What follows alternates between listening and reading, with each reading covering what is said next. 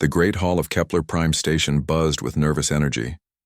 Representatives from dozens of alien species filled the curved seats that surrounded the central speaking platform.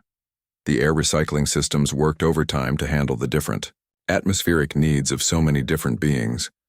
Captain Jake Martinez sat in the human section, his dark blue uniform crisp and clean. He had been to many of these Galactic Council meetings before, but today felt different. The usual chatter and political discussions had been replaced by an unusual silence. Even the normally loud Bractari delegates were quiet. Next to Jake sat Commander Lisa Brooks, a woman in her early 30s with short blonde hair. She had her tablet ready to take notes. On his other side, Dr. Sam Peterson adjusted his translation device. The old man had been studying alien languages for 20 years, and he always double-checked the universal translator. "Something's got everyone spooked," Lisa whispered to Jake. "Look at the Sauron section." Jake turned his attention to the reptilian delegates. The Saurons were usually the most arrogant species in the council. They loved to remind everyone that their empire controlled over 200 star systems, but today they looked nervous. Their scales, normally a bright green, had dulled to a sickly yellow color. The council chamber's lights dimmed, and a single spotlight illuminated the speaking platform. Ambassador Zethkri of the Sauron Empire walked slowly to the center. His tall lizard-like form moved with none of the usual Sauron confidence. His clawed hands shook slightly as he gripped the podium. "Honored delegates," Zethkri began, his voice carrying clearly through the translation systems. "I come before you today with a warning about the species called humans." Jake felt Lisa tense beside him. Dr. Peterson leaned forward, his eyes narrowing. This was unexpected. The Saurons had never spoken about humans in council before. Zethkri's yellow eyes swept across the chamber. 3 months ago, my government received detailed reports about a conflict in the Centauri system. The Hegemony Coalition attacked a human fleet. What we learned from that battle has changed everything we thought we knew about these creatures. The chamber was completely silent now. Even the Bractari had stopped their usual shuffling. Jake could hear his own heartbeat in the quiet. The coalition force was led by Admiral Corval, one of their finest military minds, Zethkri continued. They had studied human tactics for months. They knew human ships were smaller and less armored than coalition vessels. They planned a perfect ambush. Zethkri touched a control on the podium, and a holographic display appeared above the chamber. It showed a star map with ship positions marked in different colors. Blue dots represented human ships. Red dots showed coalition forces. The human fleet was led by Admiral Tony Clark. 12 ships against 120 coalition vessels. By all logic, the humans should have surrendered immediately. Instead, they did something that defied all military understanding. The hologram began to move, showing the battle as it unfolded. The human ships, vastly outnumbered, spread out in what looked like a defensive formation. The first phase went as the coalition expected, Zethkri said. Their superior numbers began to overwhelm the human positions. Several human ships took heavy damage.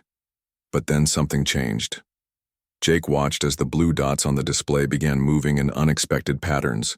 Ships that should have retreated instead pushed forward. Damaged vessels that should have fled to safety turned toward the enemy. Captain Danny Ross commanded the destroyer USS Freedom. His ship had lost main power and half its weapons. Any rational commander would have ordered an evacuation. Instead, Ross directed his crippled ship directly at the coalition flagship. The hologram showed a small blue dot, accelerating toward a much larger red one. The 2 points of light collided, and both disappeared from the display. The Freedom's ramming attack destroyed the coalition's command ship and killed Admiral Corval, but that was just the beginning. Lieutenant Amy Watson was leading a fighter squadron that had been cut off from their carrier. Surrounded by enemy ships with no way to retreat, she ordered her pilots to continue attacking. More small blue dots appeared on the display, darting between the larger red ones like angry insects. Several blue dots winked out, but they kept fighting until the last one was gone. By conventional military wisdom, the human fleet should have been destroyed within the first hour. Instead, they fought for 18 hours. When their ships were too damaged to fight effectively, individual crew members continued the battle using emergency pods and maintenance craft. Zethkri's voice grew quieter, forcing everyone to lean forward to hear him. The Coalition won that battle, but they lost 70% of their fleet doing it. 12 human ships had destroyed or severely damaged 84 Coalition vessels. Jake felt a strange mix of pride and sadness. He had known Admiral Clark personally. The man had been a good leader and a better friend. But the way Zethkri described the battle made it sound like something beyond normal military action. That was not the end of it, Zethkri continued. What happened next is why I stand before you today with this warning. The Sauron ambassador touched another control, and the hologram changed to show different star systems. Red dots appeared throughout the display, scattered across hundreds of light years. The surviving Coalition ships retreated to different systems. They believed they were safe. They thought the humans would need months to rebuild their fleet before any retaliation was possible. They were wrong. New blue dots began appearing on the display, moving through the star systems like hunting predators. Within 2 weeks, human ships began appearing everywhere the Coalition had fled. Not large fleets, but small groups of fast vessels. They seemed to know exactly where every Coalition survivor had gone. Jake noticed that other delegates were starting to whisper among themselves. The tentacled philosophers of Rigel were comparing notes on their data pads. The silicon-based collective was running rapid calculations. Captain Ben Taylor led the first pursuit group. His 3 ships tracked down a Coalition squadron that had hidden in the Vega Nebula. The Coalition commander sent a message offering to surrender and pay compensation for the Centauri attack. Zethkri paused, letting the silence stretch. The humans refused the surrender. They demanded that every Coalition officer involved in the ambush be turned over for trial. When the Coalition refused, the humans destroyed their ships and began hunting down individual crew members. The hologram showed blue dots chasing single red dots across multiple star systems. It looked less like a military campaign and more like a methodical search. This is where it becomes truly frightening, Zethkri said. The humans did not simply hunt Coalition military forces. They tracked down every single person who had participated in the Centauri ambush.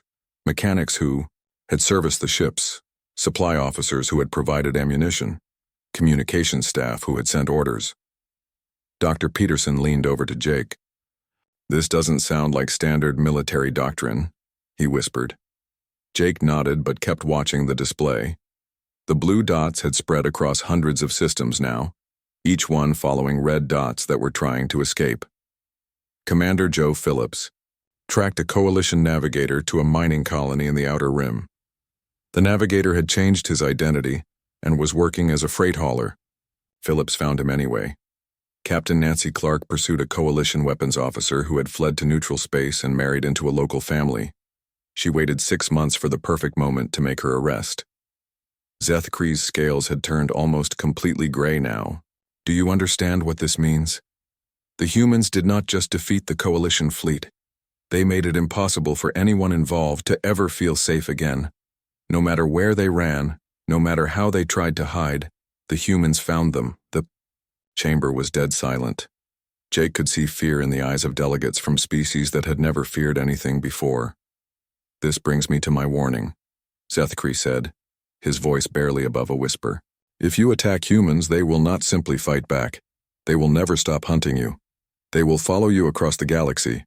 Distance means nothing to them. Time means nothing to them. They will find you no matter where you hide.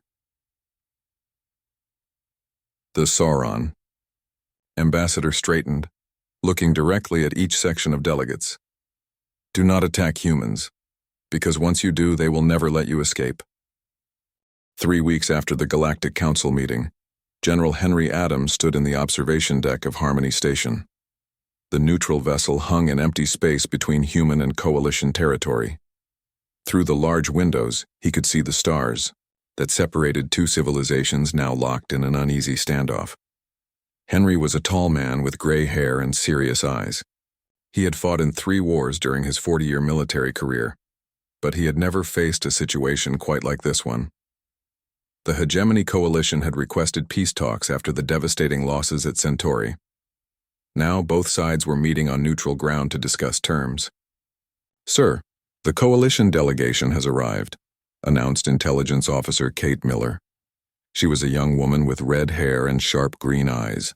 Kate had spent years studying coalition military tactics and knew their leadership better than almost anyone in human space. Behind Kate stood tactical advisor Ray Thompson, a stocky man with dark skin and careful eyes. Ray had been analyzing coalition fleet movements for months, trying to predict their next move. Today he seemed more nervous than usual. "How many ships did they bring?" Henry asked. "Just 2 escorts, as agreed," Kate replied. "But our sensors are picking up unusual energy signatures from their vessels. They might be carrying more than diplomatic equipment." Henry nodded. He had expected this. The coalition rarely honored agreements completely. "Any word from Earth about our negotiating position?" "President Johnson confirmed our instructions this morning," Ray said. "We're authorized to discuss territorial boundaries and trade rights, but no discussion of reparations for Centauri." The coalition started that fight. Through the station's communication system, a voice announced the arrival of the coalition delegation. Henry straightened his uniform and checked his sidearm. Even in neutral space, he trusted no one. The meeting room was large and circular with a round table in the center. The human delegation sat on one side while the coalition representatives took their places across from them. The coalition was led by Admiral Vextar, a tall alien with blue-gray skin and 4 arms.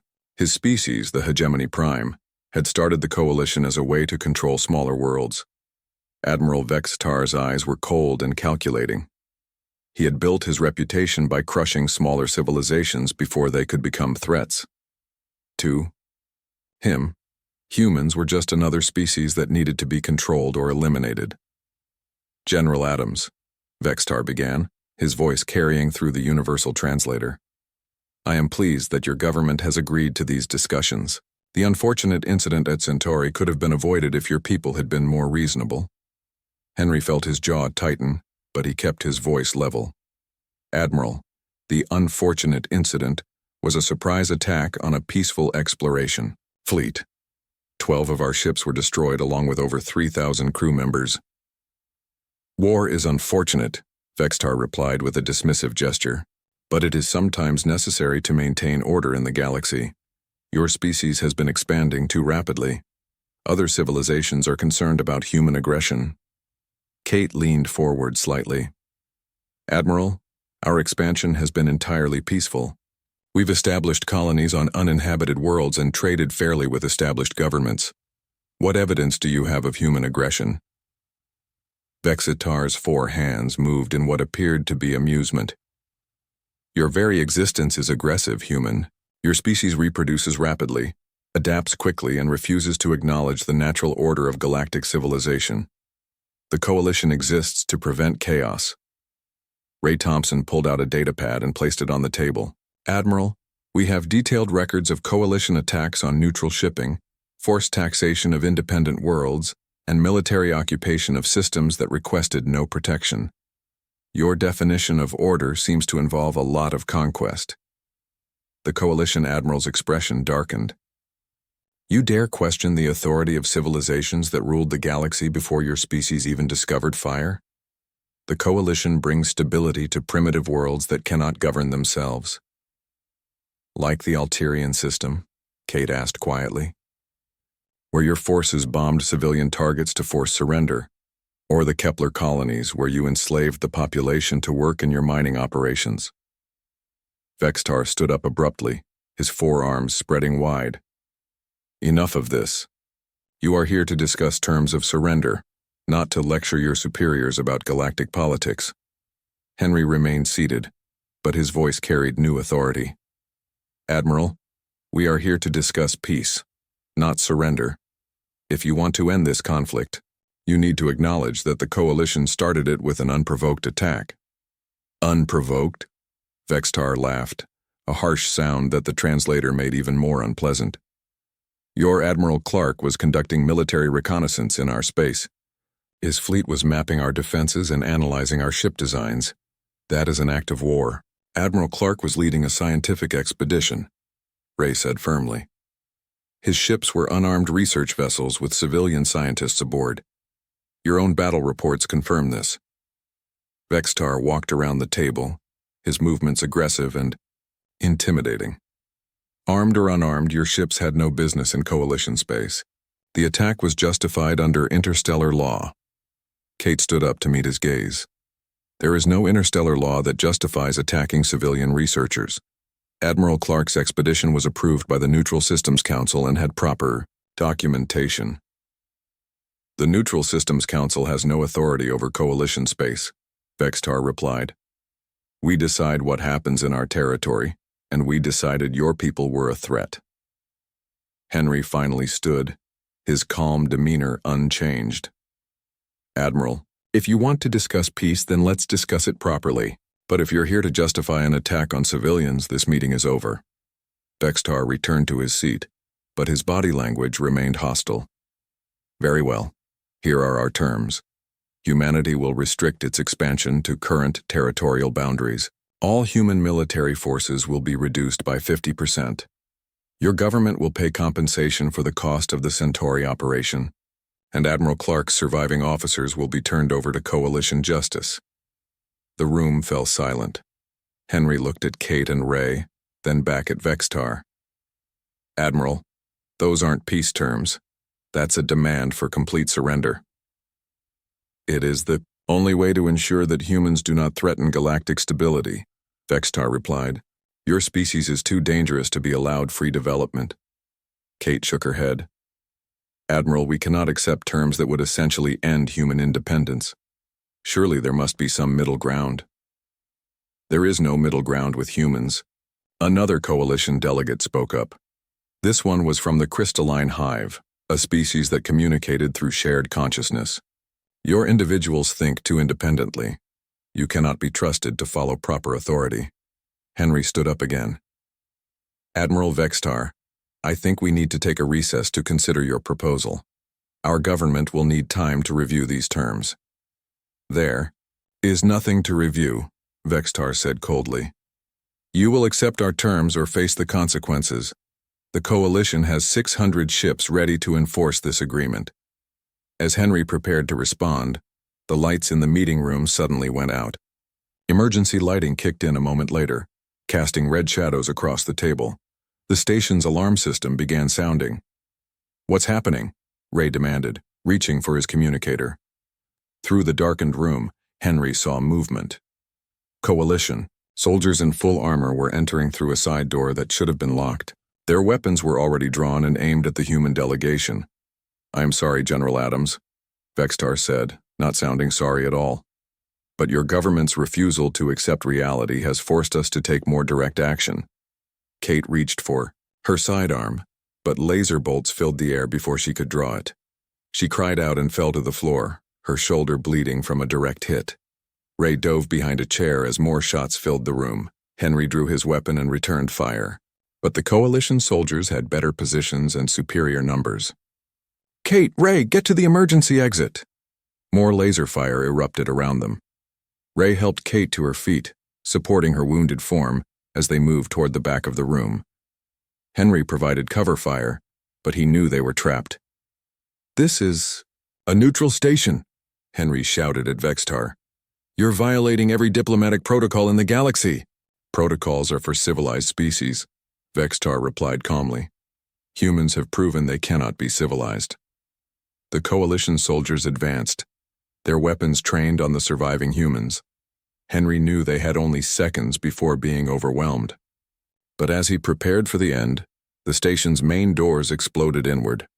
Human security forces poured through the breach, their weapons blazing. The Coalition soldiers found themselves caught between two groups of armed humans. The brief firefight ended with all Coalition soldiers either dead or surrendering. In the aftermath, Henry knelt beside Kate as station medics worked on her wound. The laser bolt had burned through her shoulder, but she would survive. General, she whispered through the pain. They planned this from the beginning. The peace talks were a trap. Henry nodded grimly. The Coalition had just made the worst mistake in their history. They had attacked diplomats under a flag of truce. In human military doctrine, there were some lines that could never be crossed. Ray approached with a communication device. Sir, President Johnson is on the emergency channel. 6 months after the attack on Harmony Station, Coalition Admiral Vexitar sat in his command chair aboard the battleship Dark Victory. His 4 hands gripped the armrests as he stared at the tactical display showing human ship movements throughout the galaxy. What he saw there made his blood run cold. The humans were everywhere. Captain Ellen Foster's stealth frigates had appeared in the Corvani system 3 days ago. The Coalition had thought that system was a secret, hidden from all galactic databases and known only to their highest-ranking officers. Yet somehow the humans had found it and destroyed 2 supply depots before vanishing again. Major Kevin White's Marines had boarded the space station at Regulus Prime just yesterday. The station was supposed to be neutral territory, protected by ancient treaties with the galactic peacekeepers. But the humans had walked in, arrested 6 Coalition officers, and left without harming anyone else. The peacekeepers had done nothing to stop them. "Admiral," his communications officer reported, "we're receiving another distress call from the Outer Rim. Coalition forces at the mining colony on Zerion 7 report human ships in their system." Vexitar closed his eyes in frustration. "How many ships?" "Just 2, sir. But they're demanding the surrender of all Coalition personnel involved in the Harmony Station attack." That was always the same demand. The humans didn't want territory or resources. They didn't care about strategic advantages or political control. They only wanted the specific individuals who had participated in the attack on their diplomats. "What's our response time to Zerion 7? Vexitar asked his navigation officer. 4 days at maximum speed, Admiral." "By the time we get there, the humans will be gone," Vexitar muttered, "along with whoever they came for." His tactical officer, a young hegemony prime named Kextal, looked confused. "Sir, I don't understand their strategy. They have the ships to launch a full invasion of Coalition space.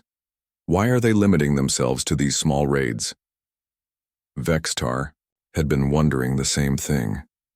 The human fleet was smaller than the Coalition's, but their technology was proving surprisingly effective. More importantly, they seemed to know exactly where to strike for maximum impact. "They're not trying to conquer us," he finally answered. "They're hunting us." The bridge fell silent. None of his officers had ever faced an enemy like this before.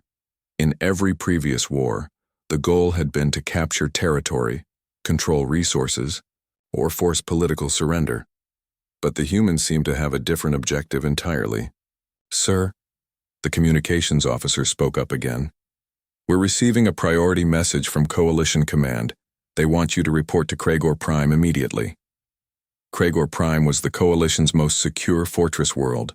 The planet was surrounded by energy shields that had withstood attacks for over 1,000 years.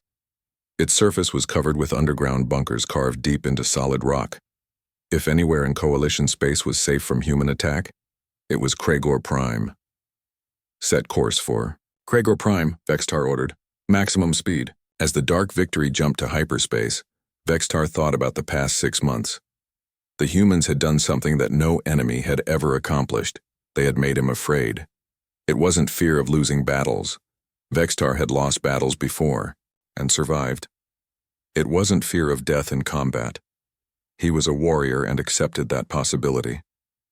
What terrified him was the growing certainty that the humans would never stop looking for him. Lieutenant Colonel Paul Green had tracked down Coalition officers who had fled to the furthest edges of known space. Commander Maria Santos had found Coalition agents hiding among civilian populations on neutral worlds. Captain Nancy Clark had spent 3 months pursuing a single Coalition communications officer who had changed his identity and moved to a farming colony. The humans didn't seem to care about military efficiency or cost analysis. They would spend months tracking down one individual officer, using resources that could have been used for major military operations. It made no strategic sense, but it was terrifyingly effective.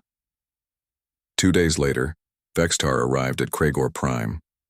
The fortress world looked as impressive as ever, with its massive orbital defense platforms and shimmering energy shields. The planet's surface was barely visible through the defensive barriers that had protected it for centuries.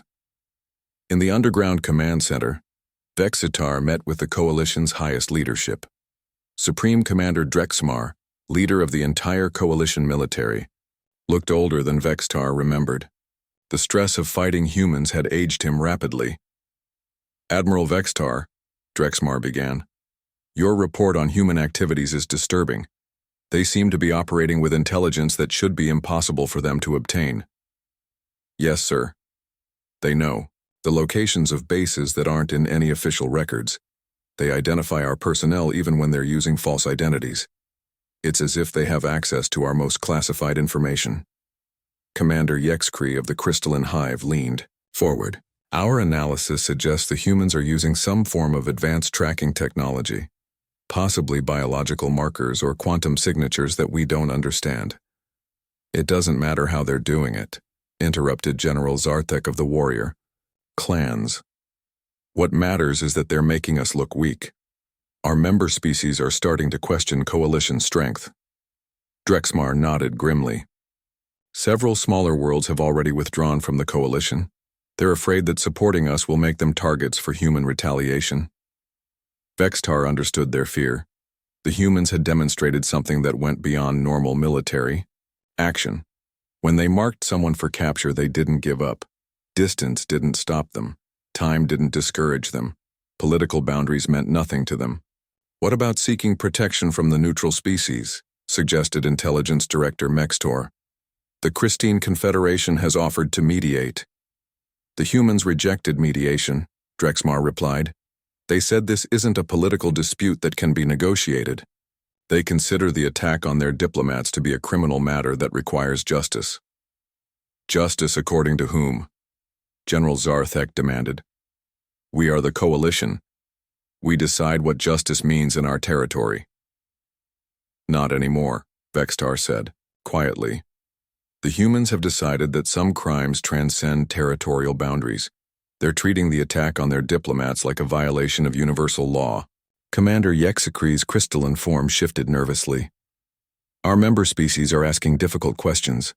They want to know why we attacked human diplomats in the first place. Some are suggesting we should surrender the responsible individuals to end this pursuit."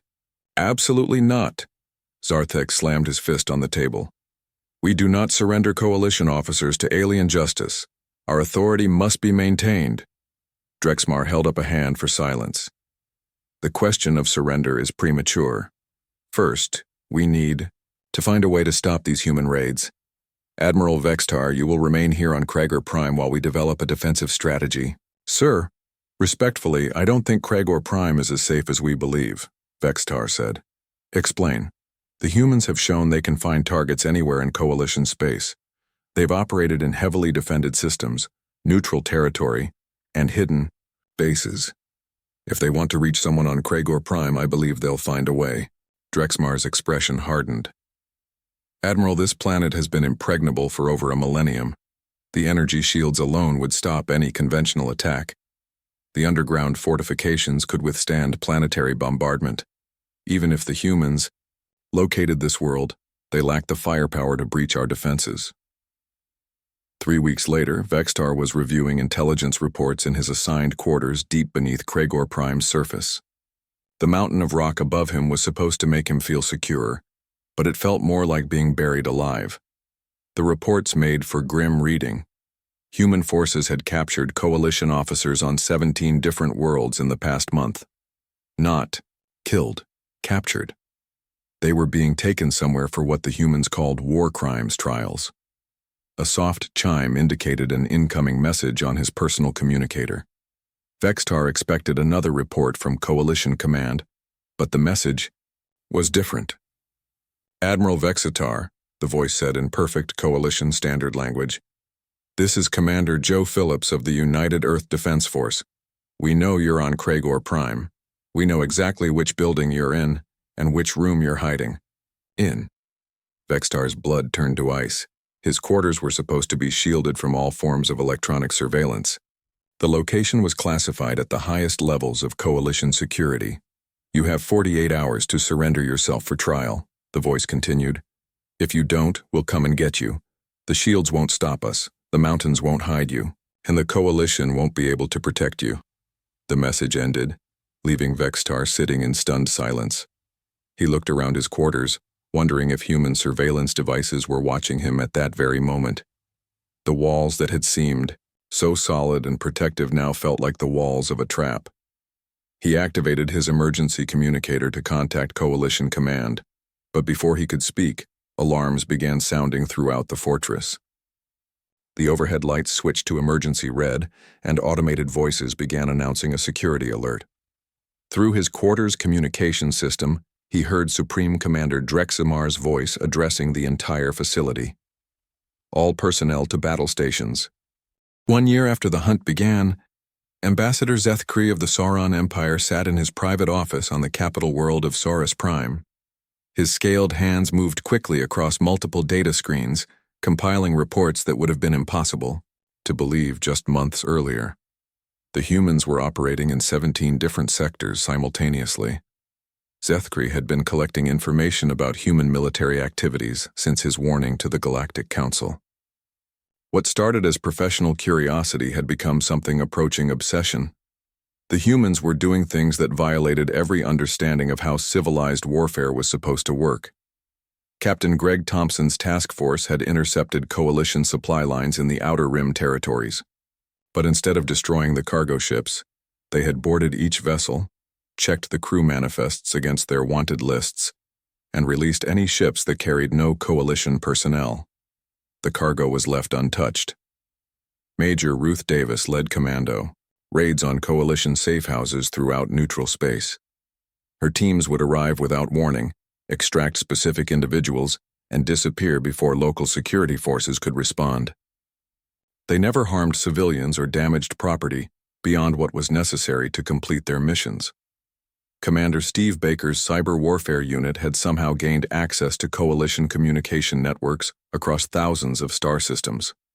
They weren't using this access to steal military secrets or disrupt operations. Instead, they monitored messages to track the movements of individuals on their wanted lists. Sir? His assistant, a younger Sauron named Kextree, appeared in the doorway. The morning intelligence briefing is ready. Zethkri gestured for him to enter. What do we have today? Kextree placed a data pad on the desk. 3 more Coalition officers were captured overnight. Lieutenant Jane Cooper's investigation teams found them hiding on a farming colony in the Beta sector. The local government had no idea they were there. How long had they been hiding? 8 months, sir. They had new identities, jobs with local companies, and had even started families with native residents. Zethkri shook his head in amazement. And the humans found them anyway. Yes, sir. But here's the interesting part. When they made them arrests, they also provided evidence that 2 of the officers had committed crimes against the local population, theft and assault charges that the colony government knew nothing about. This was becoming a pattern. The humans weren't just hunting Coalition officers. They were conducting thorough investigations into their activities. When they found evidence of other crimes, they shared that information with local authorities. Any response from the Coalition leadership? Zethkri asked. Admiral Vextar issued another statement claiming that human activities violate interstellar law. He's demanding that neutral governments refuse to cooperate with human forces. And how are the neutral governments responding? Kextree's expression grew thoughtful. That's where it gets complicated, sir. Most neutral worlds are actually supporting the human operations. They're treating this as a law enforcement matter rather than a military conflict. Zethkri understood why. The humans had been very careful to follow proper legal procedures when operating in neutral space. They presented evidence to local authorities, requested extradition through official channels, and accepted legal oversight of their activities. When local governments refused to cooperate, the humans didn't declare war or make threats. They simply waited patiently for another opportunity or found alternative methods that didn't violate local sovereignty. What about the other major powers? Zethkri asked. How are they reacting to all of this? The tentacled philosophers issued a statement yesterday. They're calling human behavior logically consistent but emotionally disturbing. The Silicon Collective is running probability calculations on human persistence patterns. And our own government? Kextree hesitated. Emperor Drax Kun has ordered all Sauron military units to avoid any contact with human forces. He's also reviewing our policies toward Coalition trade agreements. That made sense. No one wanted to accidentally trigger the kind of relentless pursuit that the Coalition was experiencing. The humans had demonstrated that they could and would track their enemies across the entire galaxy for as long as necessary. Zethkri pulled up a galactic map on his main screen. Red dots marked confirmed human military operations over the past year. The dots covered hundreds of star systems spreading like an infection across Coalition space and beyond. Kextri, look at this pattern, what do you see? The younger Sauron studied the display carefully. It looks random at first, sir. But if you trace the timeline, they're following specific individuals rather than strategic targets. Exactly. This isn't a military campaign in any traditional sense. It's the largest law enforcement operation in galactic history. A priority communication signal interrupted their conversation. Zethkri accepted the call and found himself speaking with Intelligence Director Morthak. Ambassador, Morthak began, we've received disturbing information from our contacts in Coalition space. The humans have found a way to track Coalition officers even when they use our most advanced identity-changing technology. How is that possible? We're not certain, but our analysis suggests they're using multiple tracking methods simultaneously. Biological markers, behavioral patterns, financial records, and social connections. When someone tries to disappear, the humans simply follow all possible leads until they find the right one. Zethkri felt a chill run down his spine. How thorough are they being? Sergeant Mike Johnson's Special Forces extracted a Coalition logistics officer from a civilian passenger ship last week. The officer was traveling under a false identity, but the humans had tracked him through his food preferences. Apparently, he had ordered the same unusual meal combination at 3 different spaceports. The level of detail in human investigations was becoming legendary. They would spend months analyzing the smallest clues to track down a single individual. Financial records, communication patterns, dietary habits, entertainment choices. Nothing was too minor to be useful in their searches. Sir, Kextri interrupted, we're receiving a live transmission from the Galactic News Network. They're reporting something about Kragor Prime. Zethkri activated the news feed. The image showed a human reporter standing in front of what appeared to be a massive construction site in empty space. This is Linda Park reporting from the edge of the Kragor system, the reporter began. Behind me, you can see the most extraordinary sight in recent galactic history. Human construction crews are building what appears to be a permanent military base in open space, just outside the range of Kragor Prime's defensive systems. The camera panned to show enormous human ships positioned around a growing structure of metal and armor. Construction vehicles moved between the ships, adding new sections to what was clearly becoming a space station. According to human military spokesman General Carol Turner, this base will serve as a staging area for what they're calling extended law enforcement operations. When asked how long the base would remain here, General Turner replied that it would stay as long as necessary to complete their mission. Zethkri stared at the screen in shock. The humans weren't just threatening to besiege Kragor Prime. They were actually doing it. They were building permanent installations to support a siege that might last for years. The coalition government has issued multiple protests, the reporter continued. But human forces have maintained that they are operating in neutral space and violating no interstellar laws. Local shipping has been advised to avoid the area, but human forces have stated that civilian traffic will not be harmed. Kextri looked at his superior with wide eyes. Sir, they're not planning to storm the fortress. They're planning to wait outside until the coalition surrenders their wanted personnel. Or until everyone inside dies of old age, Zethkri muttered. The implications were staggering. The humans were essentially announcing that they were prepared to maintain their pursuit indefinitely. They weren't trying to win a quick victory. They were demonstrating that time was on their side. Another communication signal came in, this time from the Christine Confederation.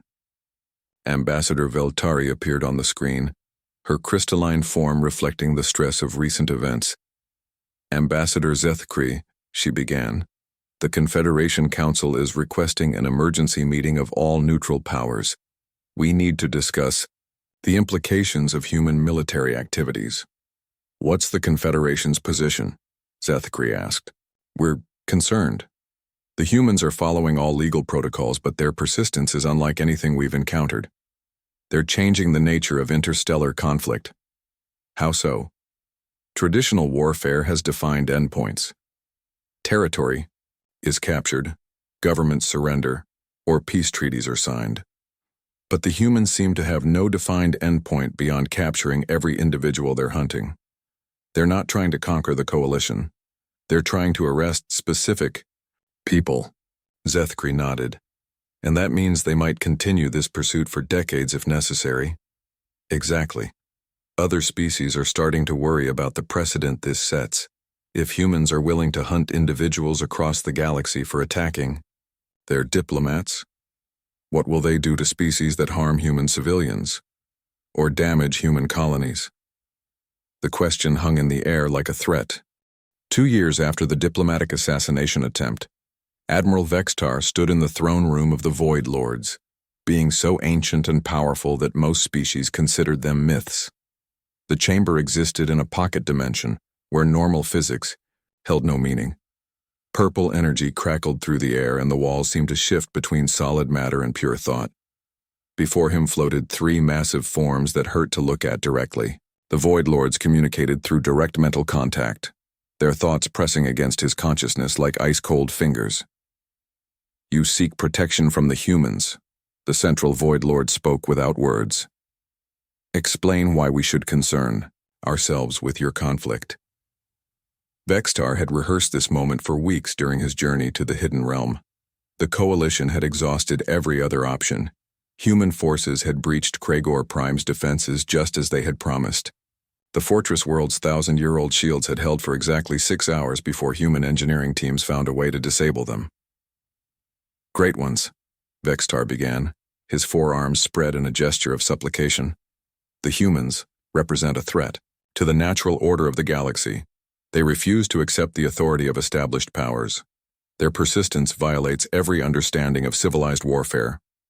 Show us, the second Void Lord commanded. Images flooded Vextar's mind, but they came from the Void Lords rather than his own memories. He saw human forces methodically dismantling Coalition defensive positions throughout the galaxy. He watched Captain Lisa Thompson's engineering teams breaching dimensional barriers that were supposed to be impossible to cross. He observed Major Bill Clark's construction crews building permanent bases in locations that no other species could even reach. Interesting, the third Void Lord mused. These humans adapt quickly to new challenges. Their technology evolves at an unusual rate. That's exactly the problem, Vextar said desperately. They don't follow normal limitations. When faced with obstacles, they simply develop new capabilities to overcome them. They've been pursuing Coalition officers for 2 years without any sign of stopping. The first Void Lord's attention focused on Vextar with uncomfortable intensity. You believe hiding in our realm will protect you from their pursuit? Yes, Great One. Your dimensional barriers have protected this realm for millions of years. No physical force can breach them. The humans may be persistent, but they cannot reach into a place that exists outside normal space-time. What do you offer in exchange for this protection? Vextar had prepared for this question. The Coalition's complete technological database, advanced weapon systems, faster-than-light communications, and detailed information about every major military power in the galaxy. The Void Lords conferred among themselves through rapid mental exchanges that made Vextar's head ache. After several minutes, the Central Lord addressed him again. We accept your offer. You and your remaining officers may shelter here while the humans exhaust themselves searching normal space. Eventually, they will give up and return to their own territory. Relief flooded through Vextar's body. Finally, after 2 years of constant fear, he had found true safety. The last 300 Coalition officers who had participated in the Harmony Station attack were already being transported to the Hidden Realm. Here, protected by beings of immense power, they could wait out the human pursuit. 3 months later, Vextar was reviewing intelligence reports in his assigned quarters within the Void Lord's realm. The pocket dimension was strange but comfortable. Time moved differently here, and the constant stress of being hunted had finally begun to fade. His aide, Commander Yexanael, entered with the daily briefing. Admiral, we're receiving reports that human military activity in normal space has decreased significantly. It appears they've given up the search. Excellent news, Vextar replied. He had expected this outcome. No species could maintain such an extensive military operation indefinitely. The humans had finally accepted that some targets were beyond their reach. There is one unusual report, sir, Yexnal continued. Our contacts in neutral space are reporting strange energy readings near the dimensional boundary. Some kind of experimental human technology, Vextar frowned. What kind of technology? Unknown, sir, but whatever they're doing seems to be creating minor fluctuations in the dimensional barrier. A chill ran through Vextar's body. Minor fluctuations? Yes, sir. Nothing that threatens the barrier's integrity. The Void Lords assure us that their defenses remain impenetrable. Despite these assurances, Vextar felt a familiar sense of unease. The humans had already proven they could overcome supposedly impossible obstacles. Could they somehow find a way to breach dimensional barriers as well? 2 weeks later, his fears were confirmed. The first sign was a strange humming sound that echoed through the pocket dimension. The Void Lord seemed unconcerned, but Vextar had learned to trust his instincts about human capabilities. The second sign was a message that appeared on every communication device in the realm simultaneously. Admiral Vextar and coalition officers. The voice of Admiral Susan Hayes filled the air, speaking in perfect coalition standard. This is your final warning. You have violated interstellar law by attacking diplomatic personnel under a flag of truce. Surrender yourselves for trial or face the consequences. Vextar ran to the main observation chamber, where the Void Lords maintained their throne room. The three ancient beings seemed agitated, their forms shifting between different states of matter. How is this possible? Vextar demanded. You said your barriers were impenetrable. They are, the first Void Lord replied, but uncertainty colored its mental voice. No physical force can breach our defenses. Yet somehow the humans are communicating across dimensional boundaries. Through the chamber's viewing portal, which showed the empty void outside their realm, Vextar saw something that made his blood freeze. Lights were appearing in the darkness. Human ships were somehow existing in the space between dimensions. Great ones, Vextar said, his voice barely a whisper. They're not trying to break through your barriers. They're building something outside them. The observation portal's view expanded, showing more of the area around the pocket dimension. What Vextar saw defied all understanding of spatial physics. Human construction ships were assembling a massive structure in the dimensional void, creating solid matter where none should be able to exist. Dr. Frank Miller's research teams had apparently solved the problem of dimensional engineering. They were building a permanent base in the space between realities positioned to monitor the Void Lord's realm indefinitely. This is impossible, the second Void Lord declared. They cannot create stable matter in the dimensional void. The physics will not allow it. But even as it spoke, more human ships appeared. Captain Chris Brown's logistics vessels brought supplies that somehow remained solid, despite existing in impossible space.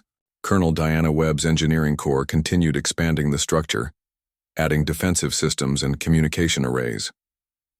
Commander Helen Rogers opened diplomatic channels with the Void Lords directly.